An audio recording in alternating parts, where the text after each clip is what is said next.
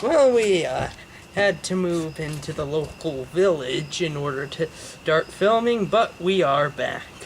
Now, how was silk significant to the Chinese? Well, the legend of how silk came to China kind of goes like this. Long ago, an empress was drinking her tea when a silkworm fell into the tea. She noted how the threads unraveled in the tea and how you could weave stuff with them. And thus the Chinese silk monopoly was born. Now many other countries China came in contact with, including later in its history Europe, grew very eager to get their hands on its silk. So they tried and tried, but the Chinese had their monopoly. Now what Marco Polo proposed was they open a trade between China and Europe. And the path between the two areas is known as the Silk Road because caravans carrying silk would travel along it. Now can we get to my favorite part? Okay, Lucky. You tell 'em.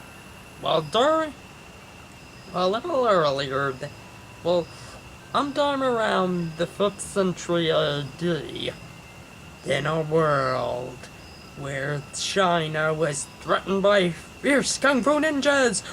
Wait, Lucky, I don't think that's how it went. Then some Indian guy came, and he went like, woo, woo, and then they went, go! And the Chinese were in awe, and he taught them the way of Kung Fu. Yeah, that's not how it went. Here's how it actually went. Around the time frame Lucky was discussing, a man from India came to China preaching the teaching of Buddha, the Enlightened One. Now, the Chinese blew him off as a radical who wouldn't get very far, but so he went to the mountain to meditate. While he was there, he noted the animal fighting style and developed a form of exercise and self-defense based around this.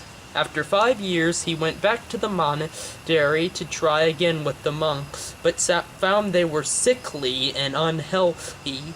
So he taught them his exercise and self-defense moves, and in exchange for it, they listened to what he had to say about Buddha.